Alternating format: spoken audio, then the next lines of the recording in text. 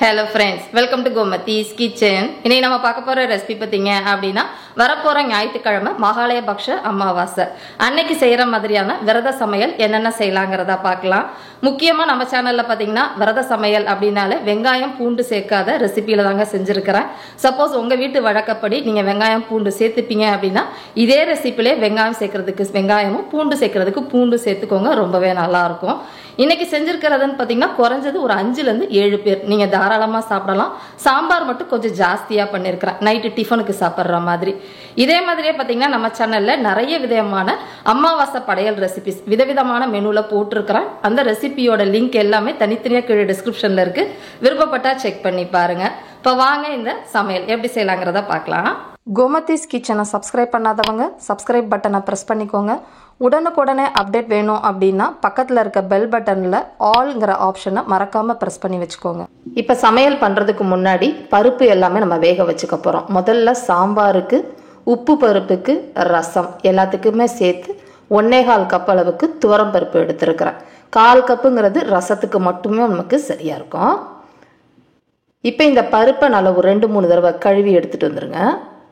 கழுவுன பருப்பில் 2 பங்கு அதாவது 3 கப் அளவுக்கு தண்ணி சேர்த்துருக்குறேன். இப்போ இதுலேயே ஒரு 1/4 டீஸ்பூன் அளவுக்கு மஞ்சள் பொடி சேர்த்து நல்லா கலந்து விட்டுக்கோங்க. இப்போ அடுத்த ரேக்லான்னு பார்த்தீங்க அப்படின்னா கூட்டுக்கு தேவையான பருப்பு வேக வச்சுக்க போகிறேன். அதுக்கு மெஷரிங் கப்பில் 1/4 கப் அளவுக்கு பாசிப்பருப்பு எடுத்துருக்கிறேன். 1 டேபிள் ஸ்பூன் அளவுக்கு கடலைப்பருப்பு சேர்த்துக்கோங்க. இப்போ இதையுமே நல்லா ஒரு 2 தடவை கழுவிக்கலாம். 1/2 கப்லேருந்து 3/4 கப்பு தண்ணி ஊற்றிருக்கிறேன். இதுலேயுமே கொஞ்சமாக மஞ்சள் பொடி போட்டு கலந்துக்கோங்க. இப்போ அடுத்த ரேக்கில் பாசிப்பருப்பு பாயாசம் பண்ணுறதுக்காக மெஷரிங் கப்பில் 1/2 கப் அளவுக்கு பாசிப்பருப்பு சேர்த்து இதையுமே நல்லா 2 தடவை கழுவிட்டு 1/2 கப் அளவுக்கு தண்ணி சேர்த்துருக்குறேன்.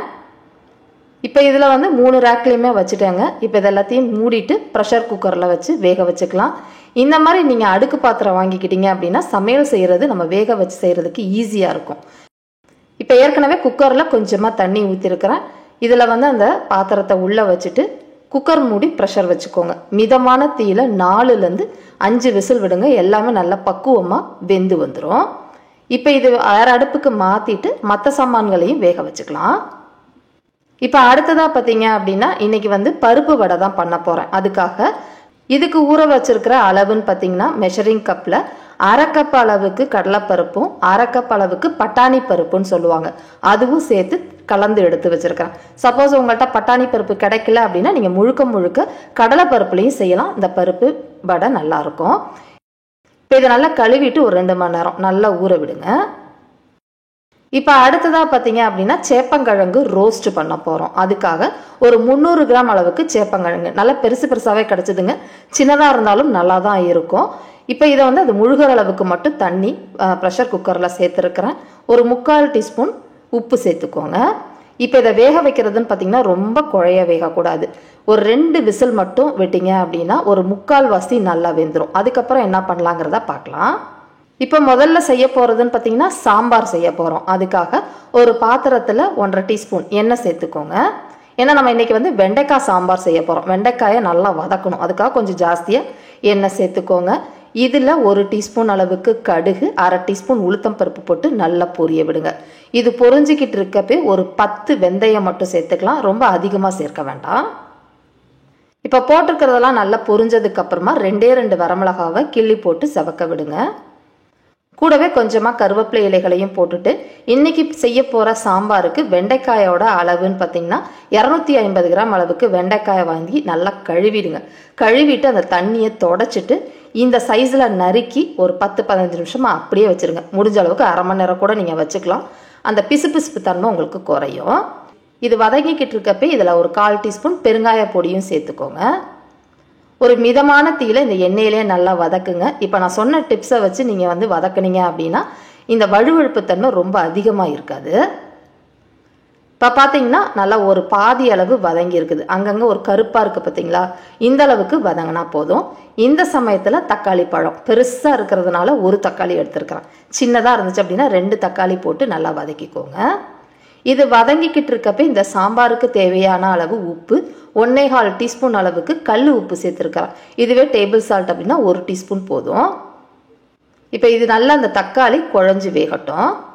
இப்போ பார்த்தீங்கன்னா தக்காளி நல்லா ஒரு 3/4 வாசி வெந்து இந்த அளவுக்கு வந்திருக்கு. இப்போ இந்த சமயத்தில் சாம்பார் பொடி சேர்த்துக்க போகிறோம். சாம்பார் பொடியோட அளவுன்னு பார்த்தீங்கன்னா ஒரு 2லேருந்து 2.5 டேபிள் ஸ்பூன் அளவுக்கு சேர்த்துக்கோங்க, சரியாக இருக்கும்.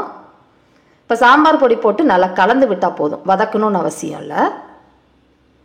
இப்போ இதெல்லாம் நல்லா கலந்ததுக்கு அப்புறமா சாம்பாருக்கு தேவையான அளவு தண்ணி, கிட்டத்தட்ட ஒரு 3/4 லிட்டர்லேருந்து 1 லிட்டர் அளவுக்கு தண்ணி சேர்த்துக்கோங்க, சரியாக இருக்கும். இப்போ போட்டிருக்கிற காய்கறிகள் நல்லா வேகட்டுங்க. மீடியம் ஃப்ளேமில் மூடி வச்சு நல்லா வேக விடுங்க. இப்போ பார்த்தீங்கன்னா கரெக்டாக ஒரு 10-12 நிமிஷம் நல்லா கொதிக்க வச்சுருந்தேன். காய்கறிகள்லாம் நல்லா வெந்து சுண்டி சாம்பாரும் வந்திருக்குது. இந்த அளவுக்கு வெந்ததுக்கு அப்புறமா நம்ம பருப்பும் வெந்துருச்சுங்க. அதில் மெஷரிங் கப்பில் ஒரு 3/4 கப்பு பருப்பு வெந்தால் எவ்வளோ இருக்கும் அந்த அளவுக்கு பருப்பு எடுத்து லைட்டாக விஸ்கு வச்சு கலந்துட்டு கடைஞ்சி சேர்த்துக்கோங்க. உங்களுக்கு சாம்பார் நல்லா தண்ணியாக வேணும் அப்படின்னா அதுக்கேற்ற அளவுக்கு இப்போ சுடுதண்ணி சேர்த்துக்கோங்க, பச்சை தண்ணி சேர்க்கக்கூடாது. நான் இன்னைக்கு சாம்பார் கொஞ்சம் குழகுழப்பாக தான் செய்ய போகிறேன். இப்போ இதுலேயே கொஞ்சமாக வெல்லமும் கூடவே புளிக்கரைசல், ஒரு நெல்லிக்காய் அளவுக்கு புளியை கரைச்சிட்டு ஒரு 1/2 கப் அளவுக்கு தண்ணியில் சேர்த்துக்கோங்க. இப்போ எனக்கு ஸ்டில் சாம்பார் கொஞ்சம் குழகுழப்பாக இருக்குது, இன்னுமே நான் கொதிக்க விடணும். அதனால் கொதிக்கிற தண்ணி ஒரு 1/2 கப்பு மட்டும் சேர்த்துருக்கிறேன். இப்போ அடுத்து ஒரு 2-3 நிமிஷம் கொதிக்க விடுங்க. இப்போ இது கொதிச்சுக்கிட்டு இருக்கிறப்பே கருவேப்பிலையும் கொத்தமல்லி இலைகளும் முடிஞ்ச அளவுக்கு கொஞ்சம் தாராளமாக சேர்த்திங்கன்னா நல்லா வாசனையாக இருக்கும்.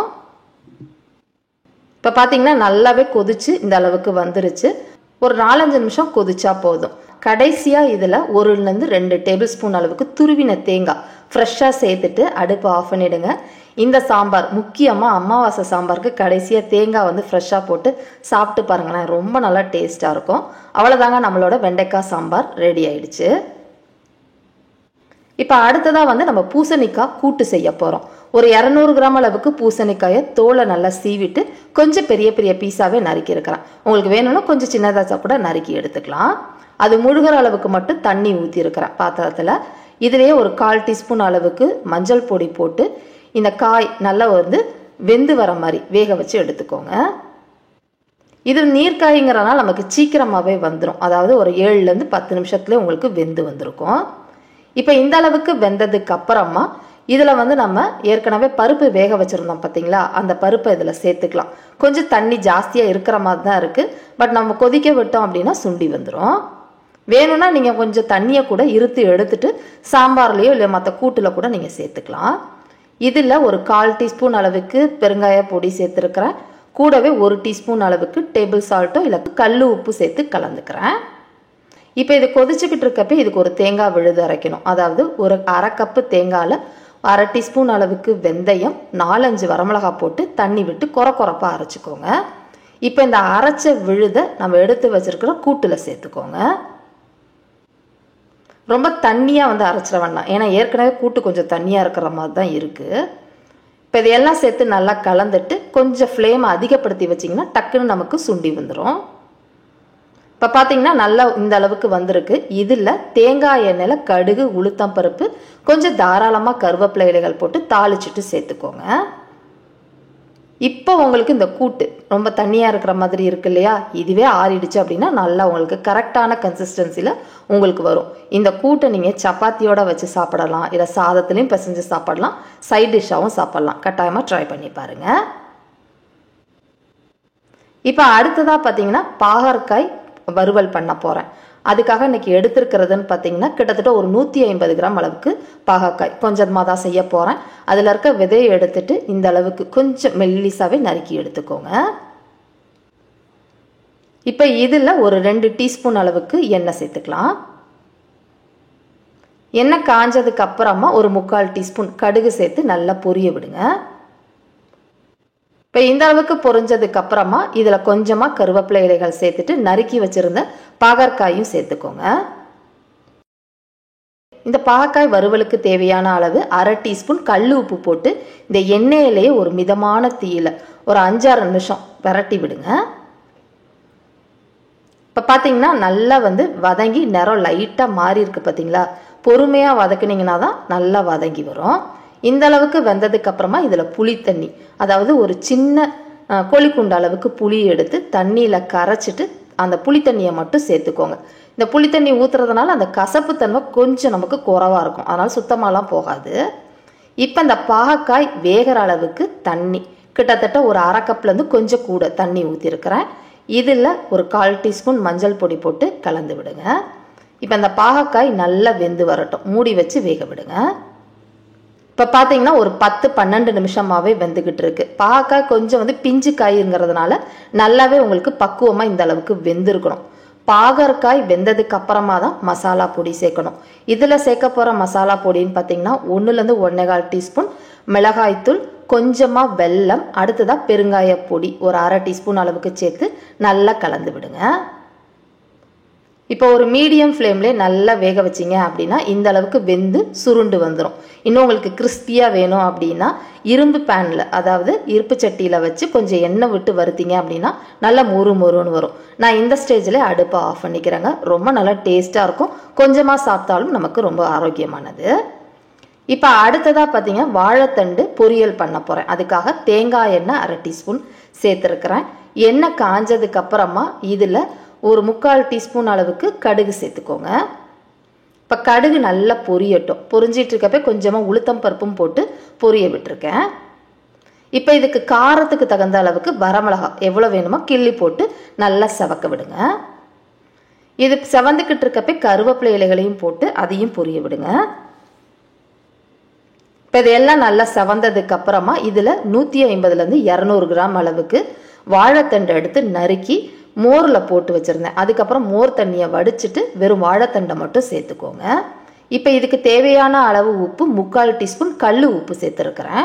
டேபிள் சால்ட்டாக இருந்தாலும் 3/4 டீஸ்பூன் போட்டுக்கோங்க, சரியாக இருக்கும். நான் கொஞ்சம் உப்பு கம்மியாக தாங்க சேர்த்துருக்கிறேன். இப்போ இந்த எண்ணெயிலே வாழைத்தண்டை கொஞ்ச நேரம் நல்லா வதக்கி விடுங்க. இப்போ நல்லா வதங்கினதுக்கப்புறமா இது வேக வைக்கிறதுக்கு தேவையான அளவு தண்ணி. வாழைத்தண்டு பிஞ்சு வாழைத்தண்டு அப்படின்னா சட்டுன்னு நமக்கு வெந்துடும். அந்த நல்லா முழுகிற அளவுக்கு, அதாவது பாத்திரத்தில் அந்த தண்டு முழுகிற அளவுக்கு மட்டும் தண்ணி ஊற்றி மூடி வச்சு ஒரு மிதமான தீயில வேக வைங்க. இப்போ பார்த்தீங்கன்னா ஒரு 10 நிமிஷம் வேக வச்சுருந்தேன். அந்த வாழைத்தண்டுலேருந்துமே கொஞ்சம் தண்ணி விடும், அதனால் தண்ணி அதிகமாக சேர்க்க வேண்டாம். தண்டு நல்லா வெந்துருச்சு. இப்போ நம்ம வேக வச்சுருந்தோம் இல்லையா துவரம் பருப்பு, அதுலேருந்து ஒரு கரண்டி பருப்பு மட்டும் இதில் சேர்த்துக்கிறேன். சுவை நல்லாயிருக்கும், பட் பருப்பு போடாமலும் இந்த தண்டு பொரியல் செய்யலாம், நல்லாயிருக்கும். இப்போ இதிலே கொஞ்சம் தாராளமாக எவ்வளோ வேணுமோ தேங்காய் துருவிட்டு சேர்த்து கொஞ்சம் தீயை அதிகப்படுத்தி கலந்து விடுங்க. அந்த தண்ணி எல்லாமே உங்களுக்கு சுண்டி வந்துடும். இப்போ பார்த்தீங்கன்னா எல்லாமே நல்லா சுண்டி திக்காக வந்துருச்சு பார்த்தீங்களா. பொரியலும் நமக்கு ரெடி ஆயிடுச்சு. இதை தான் அடுப்பு ஆஃப் பண்ணிவிட்டு இதை வேறு பாத்திரத்துக்கு மாற்றிக்கோங்க. காரக்குழம்புக்கும் சரி ரச சாதத்துக்கெலாம் ரொம்ப நல்லா டேஸ்ட்டாக இருக்கும். அடுத்ததாக பரங்கிக்காய் பச்சடி பண்ண போகிறோங்க. இதில் இனிப்பு காரம் எல்லாமே இருக்கும், ரொம்ப நல்லா டேஸ்ட்டாக இருக்கும். 150 கிராம் பரங்கிக்காயை வாங்கி தோலை சீவி கொஞ்சம் நீளமாகவே நறுக்கி இருக்கிறேன். ஏன்னா நான் இதை குழச்சி தான் செய்ய போகிறேன், அதாவது காய் உங்களுக்கு முழுசாக இருக்காது. அதனால் கொஞ்சம் தண்ணி தாராளமாக விட்டுருக்குறேங்க. ஒரு கொஞ்சமாக மஞ்சத்தூடியும் போட்டு இதை கலந்து வேக வச்சுக்கலாம். இப்போ இதை மூடி வச்சு வேக விடுங்க. பரங்கிக்காய் நமக்கு சட்டுன்னு வெந்துடும். அதனால் ஒரு மீடியம் ஃப்ளேமில் ஒரு 8லேருந்து 10 நிமிஷம் போதும் இது வேகிறதுக்கு. இப்போ பார்த்தீங்கன்னா பரங்கிக்காயில் ஓரளவு தண்ணிலாம் சுண்டி வெந்துருச்சு. இந்த அளவுக்கு வெந்ததுக்கு அப்புறமா இதில் இனிப்புக்கு நீங்கள் சர்க்கரை சேர்த்துக்கலாம். பொதுவாக சர்க்கரை தான் சேர்ப்பாங்க. நான் வெல்லம் ஒரு 1.25 டேபிள் ஸ்பூன் அளவுக்கு சேர்த்துருக்கிறேன். அதிக இனிப்பு போடலைங்க. உங்களுக்கு வேணும்னா நீங்கள் ஜாஸ்தியாக கூட சேர்த்துக்கலாம். கூடவே ஒரு 1/4 டீஸ்பூன் அளவுக்கு மட்டும் உப்பு சேர்த்துக்கோங்க, உப்பு அதிகமாக போட வேண்டாம். அடுத்ததாக ஒரு 1/4 டீஸ்பூன் பெருங்காய பொடியும் சேர்த்துக்கோங்க. இப்போ அடுப்பு தீயை மீடியமாக வச்சு நல்லா கலந்து விடுங்க. இது கலக்கிறப்பே பார்த்தீங்கன்னா உங்களுக்கு அந்த உடஞ்சி எல்லாமே குழஞ்சு தான் வரும். இப்போ இதில் ஒரு 2 டேபிள் ஸ்பூன் துருவின தேங்காயும் போட்டு தீயை கொஞ்சம் ஜாஸ்தியாக வச்சு எல்லாத்தையும் நல்லா கலந்து விட்டுருங்க. இது கிட்டத்தட்ட பச்சடி மாதிரி தாங்க இருக்கும். கடைசியாக தேங்காய் எண்ணெயில் கடுகு உளுத்தம் பருப்பு கருவேப்பிலை காஞ்ச மிளகா போட்டு பொரிய விட்டு சேர்த்துட்டோம் அப்படின்னா நமக்கு சூப்பரான டேஸ்ட்டில் பரங்கிக்காய் பச்சடி பொரியல் ரொம்ப நல்லா டேஸ்ட்டாக இருக்கும். கட்டாயமாக ட்ரை பண்ணி பாருங்கள். இது வெறுமா நீங்கள் பவுலில் எடுத்து சாப்பிடுங்களேன், செம்ம டேஸ்ட்டாக இருக்கும். இப்போ அடுத்ததாக சேப்பங்கிழங்கு ரோஸ்ட் பண்ண போகிறோம். அதுக்கு சேப்பங்கிழங்கு நல்லா வெந்ததுக்கு அப்புறமா ஆற வச்சுடுங்க. தோலை சீவிட்டு சிப்ஸுக்கு ஏற்ற மாதிரி கொஞ்சம் தடிமனாகவே நறுக்கி சேர்த்துக்கோங்க. இப்போ இதை எண்ணெயில் பொரிக்க போகிறோம். அது பொரிக்கிறதுக்கு எண்ணெய் நல்லா காஞ்சதுக்கு அப்புறமா ஒரு பேட்சுக்கு சட்டி எத்தனை கொள்ளுதோ அந்த அளவுக்கு சேர்த்துக்கோங்க. ரொம்ப அதிகமாக எண்ணெய் ஊற்றி வறுக்காதீங்க. கொஞ்சமாக சட்டியில் விட்டு ஒரு 2-3 தடவையாக போட்டு வறுத்து எடுத்துக்கோங்க.